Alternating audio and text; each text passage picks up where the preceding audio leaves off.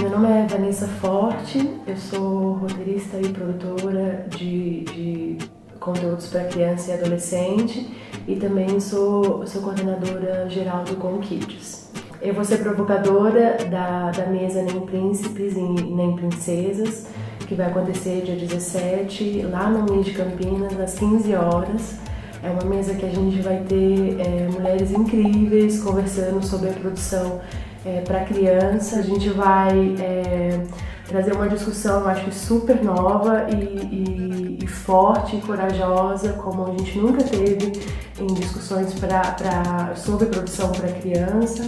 A gente vai discutir sobre as questões de gênero e sobre as questões de construção de personagem e narrativa, seja em ficção e não ficção, e o quanto que a gente está realmente representando e mostrando vários tipos de infância e vários tipos de modos de ser, que não só entre a fronteira do feminino e masculino, mas também fronteiras mais líquidas, assim, né? Gêneros mais líquidos, e a gente vai trazer isso, vai mostrar algumas referências.